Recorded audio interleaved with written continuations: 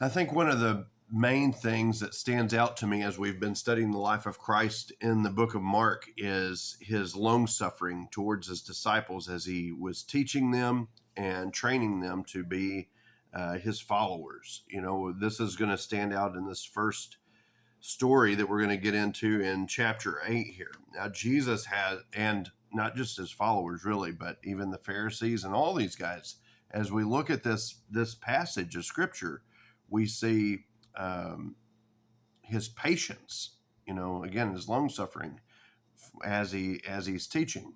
A lot of times as a teacher, we get frustrated with the way that we teach or the way that our listeners hear. And we think, boy, they're just not getting this. But you have to understand that these principles don't come overnight, and they didn't come overnight for us, for anyone. And so it's, you know, we need to be long suffering. We need to remember those times. Of course, Jesus didn't have any trouble learning all of those things. We're studying on Sunday afternoon in our Bible school with the kids about Jesus at the age of 12 and how that he was already reasoning and asking questions of the doctors and such there at the temple. And so we know that he had a very keen, a very sharp mind, and that's something that stood out to people that were listening, and they were like, can this possibly be the carpenter's son? I mean, it was one of the ways that they should have known that he's not just any person. And plus all of the miracles and the things that he had done really should have cinched it for people that he was the Christ, that he was the one that they had been waiting for. God didn't have to do this. God didn't have to come to send Jesus down and perform all these miracles and signs and wonders and all these kind of things. He could have just come and done what he promised that he would do in Genesis chapter 3, verse 15, and then just left and just said, you know, believe it or not, it's up to you. I've done all the heavy lifting here. I've done everything that needs to be done. All right, so we're in Mark chapter 8. And that's what we're going to be going through. And this is kind of the culmination of all of the signs and wonders. He's going to do some more, but a lot of it's going to be the teaching from here on out, showing that he is the Christ. But we've seen all the signs, all the wonders and everything. And now we're going to see some of the responses. How do people respond to Jesus as being the Messiah? And who did they really think that he was? And that's what we're going to see today. Mark chapter 8, we're going to start with verse 1. It says, in those days, the multitude being very great and having nothing to eat, Jesus called his disciples unto him and saith unto them, I have compassion on the multitude because they have now been with me 3 days and have nothing to eat. All right, so this tells us a little bit of something here. Number one, we've seen this miracle before, haven't we? And this should have stood out to the disciples. And back in chapter 6, we saw where the disciples had been called upon to provide food for the multitude. They didn't have any food to provide, and Jesus took the sack lunch, the 5 loaves and the 2 fish, and he spread them out to 5,000. Well, now they're in the exact same situation, and there's nothing to eat. It also shows us the people's hearts that were following after Jesus to go 3 days without eating. You know, if I got up there and started preaching and I just started preaching throughout the day, I'm guessing about, I don't know, I would hate to put this to the test, but you know, probably somewhere around 12:30 or so, people would probably start filing out saying, boy, you know what? He's going a little long today. And filing out and going and find something to eat, right? And that's pretty common. But this shows the power of Jesus's words and teaching, that these people stuck around for 3 days listening to what Jesus had to say. And it doesn't say he was performing a bunch of miracles or anything like that. He was just purely teaching them. He was showing them the way. Now look, John chapter 6 is very clear that after one of these feedings that everybody left him, you know, because he didn't answer correctly the way that they wanted him to perform. But these people were were pretty steadfast in listening to Jesus too.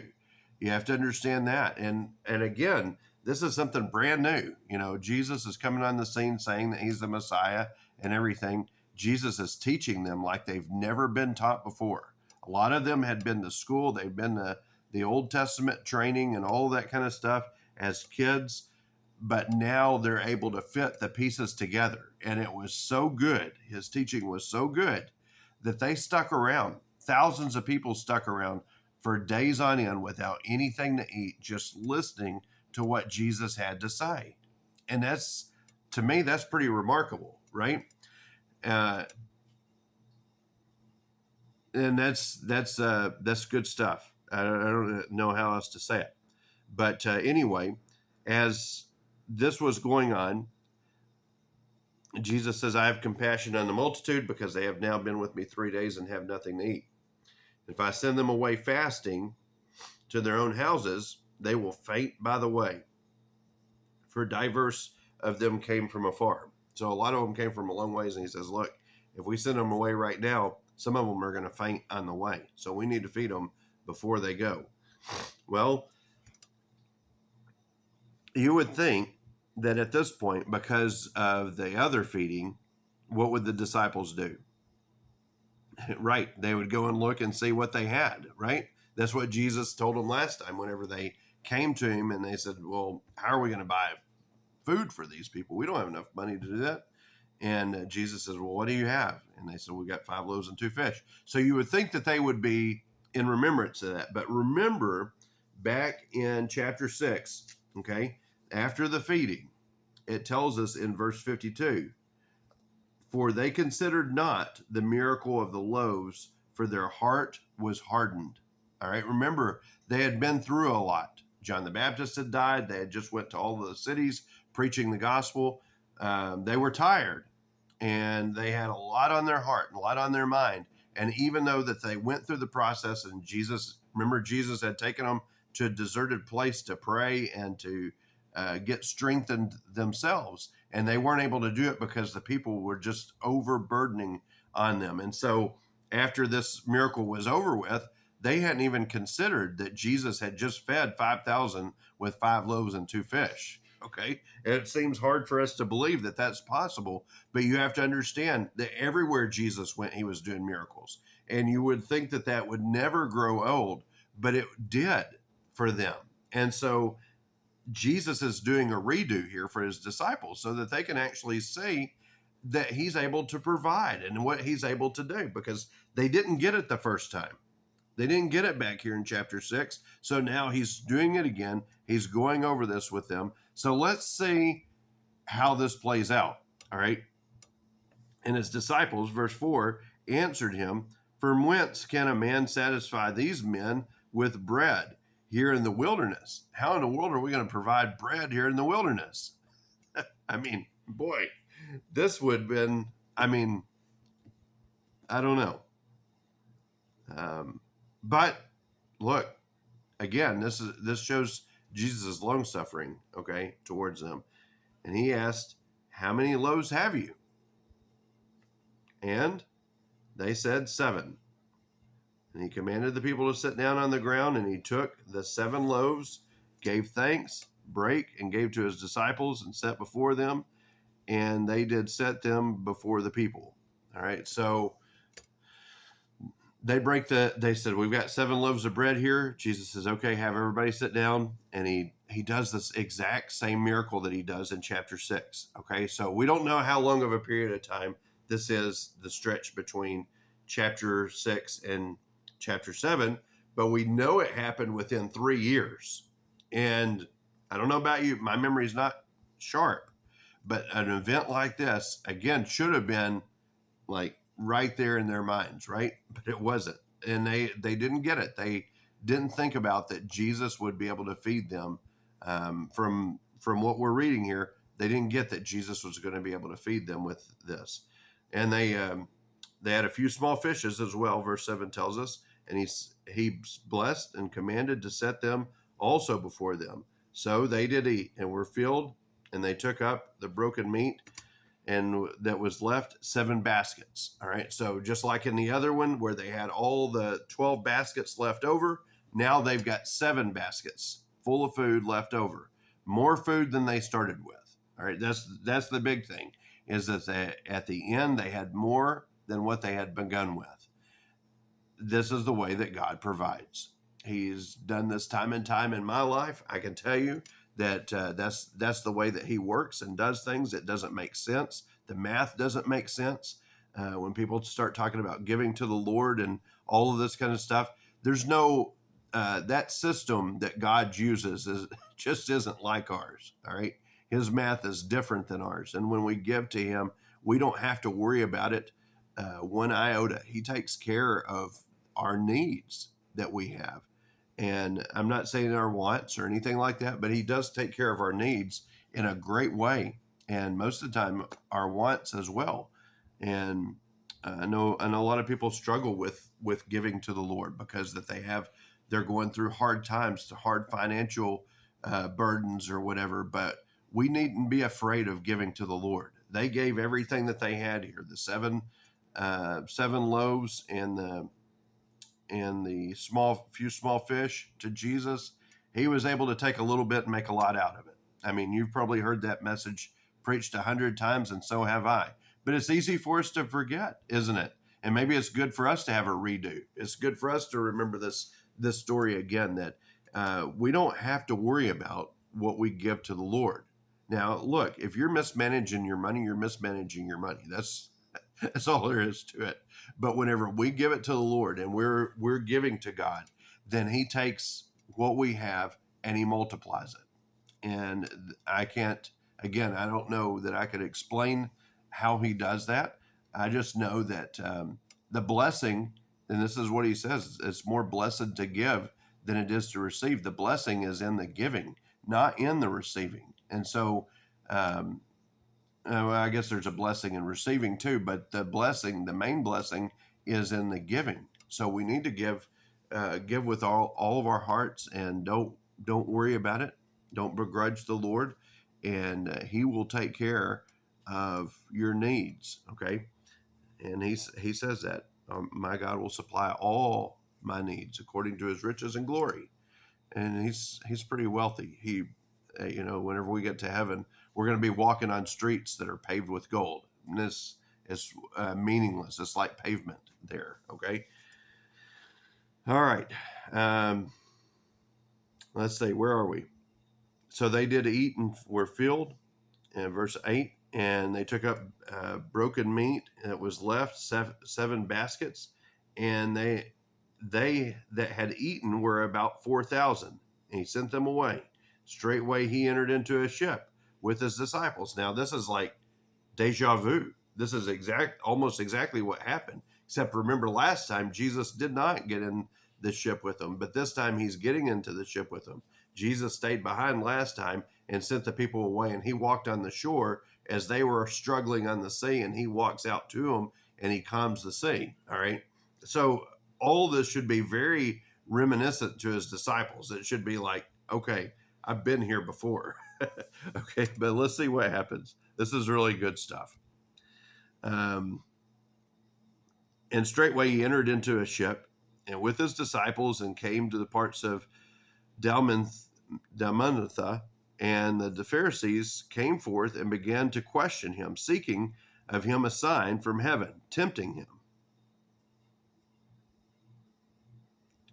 All right. So the Pharisees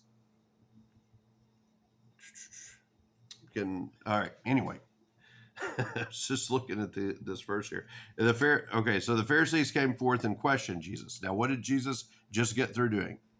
That's right, feeding the 4,000, 7 loaves, and they're tempting him. And what are they looking for? That's right, a sign. Now, I don't know about you, but that's a pretty big sign that Jesus was who he says he was, and that he has all authority. If you could take 7 loaves and break them between thousands of people and feed them, I would say that's a pretty good sign. Being able to calm the storm, being able to raise the dead, being able to heal the sick and the blind and the maimed and all of these kind of things, plus teach people for 3 days. They should have known who Jesus was. No doubt, I have no doubt in my mind, the things that Jesus was preaching to them, because we know this from other passages that we've been through in the book of Mark. What did Jesus preach from whenever he was preaching them to them for the last 3 days? What was he doing? He was preaching to them the Old Testament scriptures. I have no doubt that he was doing the same thing that he did on the road to Emmaus with those disciples after he died, where he was explaining to them, taking them from Moses all the way through the Old Testament and showing them over and over again that he fit the bill for everything that was talked about there about who the Messiah was going to be. And here the Pharisees are coming right after this 3 days of teaching, and they're saying, all right, Jesus, show us a sign. And they've done this before. This is something that's going to be, you're going to see this over and over again as you read the Gospels. We saw that in John chapter 2 when we were going through the book of John, is that they wanted to see a sign. Give us a sign that you have the authority to do the things that you're doing here. And they were tempting him. Look at verse 12. It says, and he sighed deeply in his spirit. Oh, man. We get to see a side of Jesus that just blows you away. What does God think about whenever these things? And he's just, oh, boy. Don't you get it? He's like, man, I can't believe it. He says, why does this generation seek after a sign? Why are you seeking after a sign when all these signs have been given to you? Isn't this enough? I mean, he's going to every town and he's healing their sick folk. There wasn't any, whenever people do this on TV, the healing and all this kind of stuff, you don't know what's behind the scenes and all this stuff that's going on. But with Jesus, there was no smoke and mirrors. He was leaving behind people that had been dead and they're raised back to life. So there was no doubt in what he was saying was true. You can't just make up feeding 4,000. Do you understand how much food it would take, even if he was just like, doing some sort of smoke and mirrors thing? How much food would the disciples have to take with them to feed 4,000 people, on top of the fact that just a few days before they fed 5,000 people?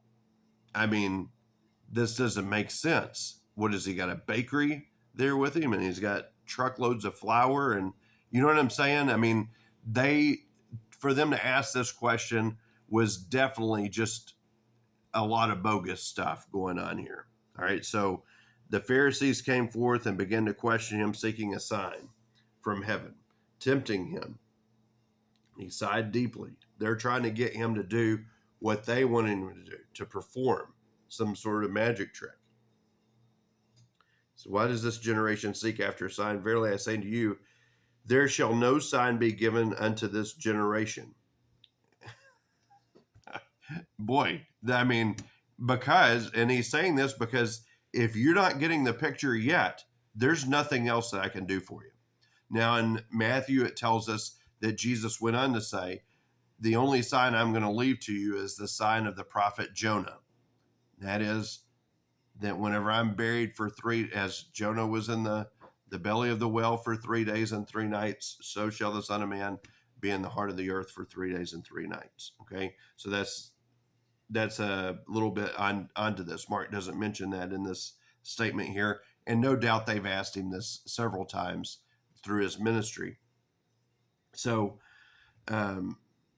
he says, look, if you don't get it by now, there's no signs I can give you. If you don't get that I can raise the dead, walk on water, heal the sick, calm the storms, and do all of these things, you're not getting it. How many have we went through? Just about every chapter has had at least 6 different stories talking about things that Jesus did. And so we're in chapter 8 now. So if you went back, how many miracles does Mark, which is a short book, just show us that Jesus did? Many. Remember, they let down the the guy through the roof. We started there.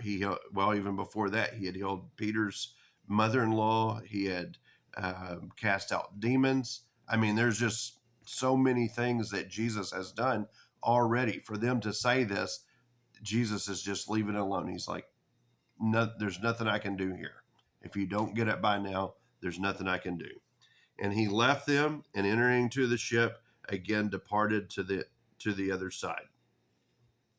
Now, it would have been a temptation probably for any one of us to say, you want a sign, I'll give you a sign, and set a bolt of lightning loose. That, and maybe it's just my own heart, but I look at it and I think, why in the world did Jesus put up with this? Them questioning his abilities and his authority and wanting a sign whenever all these things were done. But like I said in the beginning, this shows Jesus's long suffering, his humbleness towards people, his love. I mean, he loves us.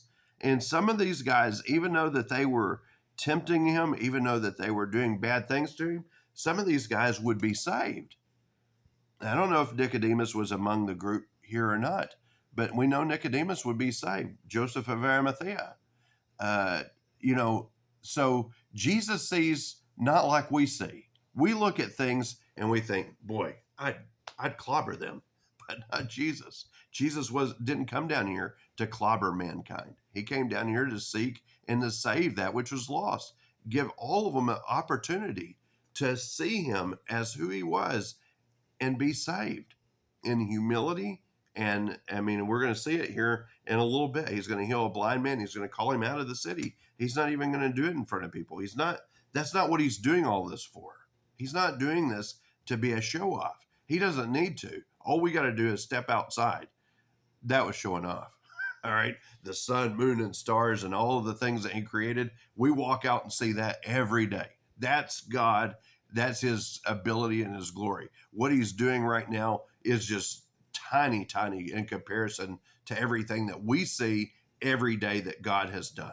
Okay. And so now it's the disciples' turn. Okay. So let's see them. They're going to be tested here a couple of times by Jesus to see whether they were getting the picture or not. Verse 14, now the disciples had forgotten to take bread. All right, remember they're on a ship. They're headed to the other side. They had forgotten to take bread. Neither had they in the ship with them them more than one loaf. All they had was one loaf of bread. They forgot to bring the sandwiches. And he charged them, saying, take heed, beware of the leaven of the Pharisees and the leaven of Herod. All right, so Jesus had just had these dealings with the Pharisees, and he's like, you guys need to be careful around these guys because they're just like leaven. If you allow that, their thought processes to enter into your life, you'll be just like them. That's what leaven does. It permeates. When we let sin or we even let questions about things enter into our minds and roll around in there, sometimes it just takes hold and you can't turn them loose. There's been many people that will get caught into false doctrine by studying it and all that kind of stuff. We don't need to study false doctrine. We don't need to get in league with all of those guys and try to figure out what they believe and all that kind of stuff. We know enough about what they believe to know that it's wrong. But the main thing is to make sure that you know what's right. If you know what's right and you study the scriptures and you know what Jesus says, when you see false doctrine, you'll see it for what it is and then it's wrong. Okay. And so Jesus is telling them, you guys need to really be careful because it's a lot like leaven. Well, that's not the way the disciples took it. Okay. Verse 16, and they reasoned among themselves, saying, it's because that we have no bread. So they've only got one loaf there. And they're like, Jesus is getting on to us because we forgot to take bread. Now he's starting to talk about bread. They're thinking about food. These guys were true Baptists, weren't they? That's what we like to think about. Where's the food? What are we going to do about the food? And when Jesus knew it, he saith unto them, why reason you because you have no bread? What do you think? I mean, seriously, they had one loaf there. He had just taken, 7 loaves and spread it amongst thousands of people. He took 5 loaves, spread it amongst thousands of people. They've got 1 loaf, and they're worried that Jesus is getting on to them about not bringing enough food. All right. Look, this is the way that it is with us, with our belief. This will show you a little bit about, we've been talking about this in John, that there's different types of belief. There's one belief that says you believe that Jesus can do something. In other words, like they knew that Jesus could feed the thousands. But what they hadn't come to grips with is that Jesus could also take care of their needs. Okay? It's one thing to say, yeah, I know that he could take care of me. I know that he could provide for me. But sometimes we act as if he's not going to do it because it's me. You know, it's the disciples, and they were caught up in the show that Jesus was doing this on the people's behalf, when really it was on their behalf that he was doing this, that he was showing them that he was the Messiah and that he could take care of their needs. He could take a little bit. If they get out there and they serve, he will give them the strength to be able to do the job and the ability and the funds and everything that they need to be able to do it. And it's easy for us to see that, yes, Jesus can do that for someone else. I know for a fact that he can do that. We believe what the Bible says about that. But sometimes we don't believe that Jesus can do that for me. Would he do that for me? Because we know who we are. We know that we're sinful people. Remember when Peter caught the fish, he says, oh boy, we're just a bunch of sinners here. Okay? We know who we are. The disciples knew who they were. And they're like, we're not worthy for Jesus to do all these things. I mean, they probably felt a little bit wondering about why Jesus even called them in the first place, let alone take care of their needs. But Jesus wanted to show them if he sent them out 2 by 2 without any food and without all that, he could take care of their needs. If he's sitting right in front of them, he could take care of their needs. And he wants the same for you and me, to have faith and trust in him, that it's not just for everyone else, that, yeah, Jesus can save the whole wide world. We know that, but he can save you.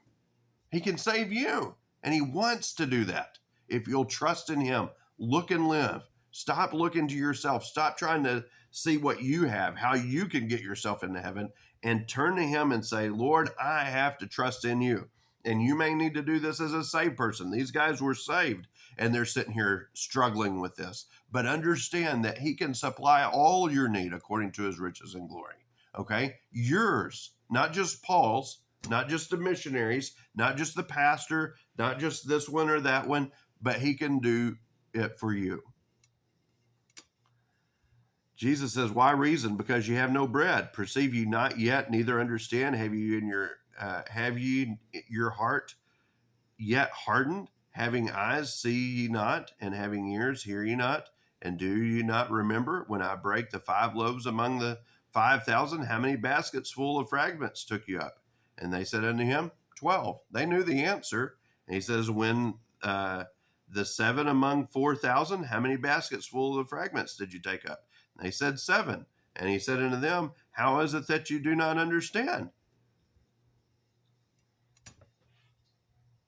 You say that it's one thing to know the Bible, to know the scriptures. We know them. That's the thing. I always point that out, is that a lot of these passages and these stories and everything, we know them. We know them. Probably anybody in our congregation at Tyler Road could get up and preach the same stuff that I do. But we need reminded of it. We need to, apply it. I remember years ago, Brother Brock graded one of my sermons, and it had a bunch of Bible knowledge and everything in it, facts and all this kind of stuff. And at the end, he put, great sermon. How does this apply to me? And it's always stuck with me, because I thought, man, that's true. What good is having all the Bible knowledge, having all the trivia questions answered, but not having any application? How does this apply to me? how does this affect me? Yeah, Jesus fed the thousands, but what about me? And this is what Jesus is saying is, look, you know the answers to the questions. You were there. You understand it. They knew it. They had seen it. They had felt it. They had been a part of it, but they had never put it in their hearts. And this is the difference is that because they're still wondering how they're going to make it on one loaf. And we're asking the same silly questions as, yeah, how are we going to make it? And Jesus is like, well, I guess you're going to have to trust me. You have to trust me. That's it. We've been there, hadn't we? The long suffering of Jesus. This is really a good showing. Okay. All right. The healing of the blind man. Let's say we're getting on our time. Let's this is a pretty interesting story, but let's skip it for now. Let's go down to verse 27 and see this, because this kind of goes along with what we're talking about. Jesus went out, this is verse 27, chapter 8. Jesus went out and his disciples into the towns of Caesarea Philippi. By the way, he asked his disciples, saying unto them, who do men say that I am? And they answered, John the Baptist. Some say Elias, and others one of the prophets. Okay, so Jesus asked them. This is again about their faith. Now, the previous miracle fits in here as well. It's another sign that Jesus is who he says he is. Shows them by touching the blind men's eyes, and he was able to see. Okay, so now he's asking them. He's like, who do men say that I am? Who's everybody else? As you're wandering around here and you're going to these cities and everything, who do men say that I am? And this is a good question. Who do people say that Jesus is? And they answered John the Baptist. Some say Elias, or that means Elijah, or one of the prophets. They thought that he was one of the Old Testament prophets that had come back from the dead, or maybe even John the Baptist. I don't know how that would be, since him and John the Baptist were about the same age. But nonetheless, some said that he was John the Baptist. Okay. And again, you got to understand that not everybody had seen physically John the Baptist. They didn't have newspapers or pictures or anything like that. And so they hadn't physically seen it. So they said, well, this could be the one that we'd heard about being John the Baptist. Who do men say that I am? Who do people say that Jesus is today? Some people say that he was a teacher. Some say that he was a rabbi, or one of those things. And that's an important thing to understand. But the next question is really the one that counts. And he saith unto them, but who say ye that I am? Who do you say that I am? Okay, it's one thing on what everybody else says, but Jesus now is hitting closer to home. And that's what he's doing with all of these things that he's talking about here, with pulling the disciples aside in the boat with the one loaf.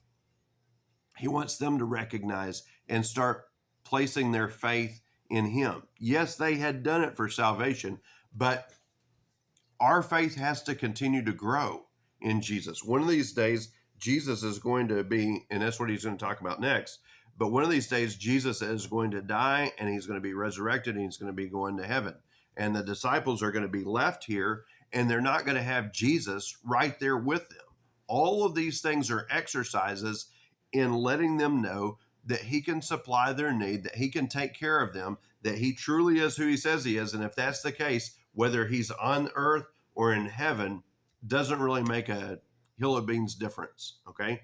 So the question is not what everybody else says, but who do you say? And it's a good question for you. And it's a good question for me. Who do we say that Jesus Christ is? Okay. Then Peter answered and said unto them, thou art the Christ, the anointed one, the Messiah, the one that we've been waiting for all these thousands of years.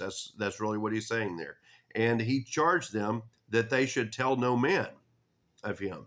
And he began to teach them that the Son of Man must suffer many things and be rejected of the elders and the chief priests and scribes, and be killed, and after 3 days rise again.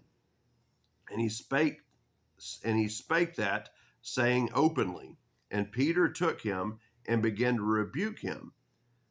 But when he had turned about and looked on his disciples, he rebuked Peter, saying, Get thee behind me, Satan, for thou savorest not the things that be of God, but the things that be of men. All right. And so Jesus begins, they've come to the conclusion that he is the Messiah. So Jesus says, okay, let me tell you about what the plan is.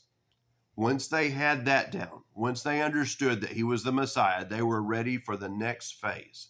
The next phase was to show them the plans that him and the Father had, that he's the Messiah. So what did he come for? And so Jesus says, look, this is what's going to happen. The Son of Man must suffer many things, be rejected of the elders and the chief priests and the scribes, and be killed. They weren't expecting this. And not because Jesus hadn't told them before, but this isn't the way that they thought this was going to take place. Now, remember, they had just lost John the Baptist and how hard they took that.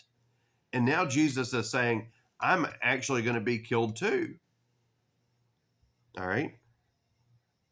And then after 3 days, I'm going to rise again. And I think they missed that part because they really didn't take that into account whatsoever. The only ones that really took that into account were the women at the tomb, and also the Jews. Whenever they brought him before Caesar, they said that they brought him before Caiaphas, they said this guy says he's going to be raised. No, boy.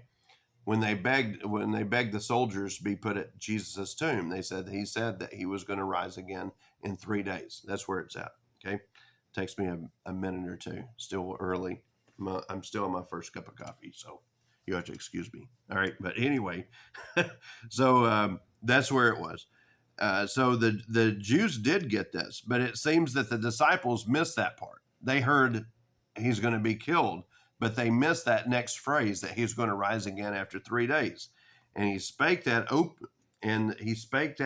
saying openly, and Peter took him and began to rebuke him. Peter starts getting on to Jesus. Like, don't say that. You're going to cause people to start to defect here. If you start telling them that you're going to be killed too. We already lost John the Baptist. Now we're going to lose you? We can't lose you. You're the one that's going to head this whole thing up. The Messiah is the one that's going to save us from our enemies. You see, they had that idea, even though they knew he was the Messiah, but they didn't realize really what he had come to do. Okay? And so because of that, they were missing the point of why Jesus was there. And so Jesus rebukes Peter. He says, Get thee behind me, Satan, because that would be something that Satan would come up with. Jesus, you don't want to die. You want to be famous. You want to be the one that's going to head this whole thing up, that you're going to lead the world here. All right. You're going to set up the nation, and you're going to be the king and rule and reign on David's throne and all this kind of stuff. But Jesus says, you're not savoring the things that be of God, but the things that be of men. He's thinking as a man. Jesus is saying, no, this isn't the time for that. You need to be thinking about the things that are of God. Now, well, I'll save that for later. We'll save that for next time. And when he had called the people unto him, with his disciples also, he said to them, Whosoever will come after me, let him deny himself and take up his cross and follow me. For whosoever shall save his life shall lose it. But whosoever shall lose his life for my sake and the gospel's, the same shall save it. For what shall it profit a man if he gain the whole world and lose his own soul? Or what shall a man give in exchange for his soul? Whosoever therefore that be ashamed of me and my words in this adulterous and sinful generation, of him also shall the Son of Man be ashamed when he cometh in the glory of his Father with the holy angels. So Jesus began to preach to him. And he says, look, you need to believe what I'm saying here and be willing to give your life for it. They weren't really willing to do that. As long as they followed their plan, they were good with that. They were ready to give their life all the way up to the end, Peter would say, and even the other disciples chimed in. We're willing to go to death for you, Jesus. but they were thinking in man's thinking. They were thinking that Jesus was going to save them from Rome, from the enemies in this world, from Persia, from all of these other ones that had taken Israel captive. But Jesus didn't come to save them from that. Jesus came to save them from their sins and eternal death. Okay? And he says, look, you have to start believing what I say. Don't get too bogged down in this worldly thinking that you have, Peter and the rest of his disciples. All right? He says, you're going to have to be willing to give all of this up, this whole world up, to follow after me. We have to give our own plans up to follow after Jesus Christ. His plans and our plans a lot of times don't mesh together. We have it all mapped out, how we're going to live, what we're going to do for the rest of our lives. And about the time that we do, Jesus changes things. Okay. And so this is not the time to get bogged down in our own plans and in this whole world, but to give these things up. Because what profit shall a man if he shall gain the whole world, but lose his own soul? You could gain everything here. Israel could be the conquering hero. But if they're lost for all eternity whenever they die, what good is that? And this is something I've been saying through the whole book of Mark, is that Jesus could heal you physically. And that's what a lot of times what we're looking for is the physical healing. We're looking for Jesus to do something physically for us. But he says, I came to do something better than that. All right. And that's what he wants to do for you today. And I hope and pray that you will give your life. I know that's not the full exposition of that passage, but for time's sake, we're gonna hold off on it. Maybe I'll touch on it next time. There are a few things in here that we'll have to link into the next passage, but for now, we're gonna let it go. But my question for you is, who do you say that Jesus is? If he truly is the Christ, the Son of God, then our plans need to fit into his plans. And his plans need to be our plans. We don't need to try to manipulate Jesus to do what we need to do. We need to start saying, whatever you want, Lord, wherever you send, I'll go. Whatever you want me to do, I will do. And it's going to be weird sometimes. It's going to be frustrating sometimes, because you're going to think, that is not what I had planned. But just be willing, be available, and let him take care of the rest of it. Easier said than done, a lot of times. But if he truly is the Christ, what difference does it make? He's going to take care of it. All right, either in this life or in the one to come. So we ain't got anything to worry about. Let's pray. Father, thank you so much for these valuable lessons. Thank you for your long suffering and your patience with us as you teach us these things. Many times, Lord, we try to get our plans, and our plans come in the way of yours. But help our plans to coincide with yours. Help us to seek the things that you seek, so that we'll find them and that we'll be able to accomplish more than what we could have ever imagined.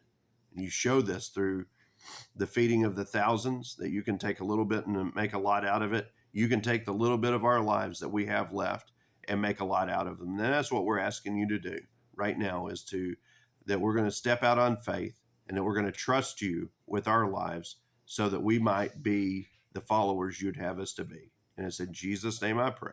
Amen. Thank you so much. I'll see you next time.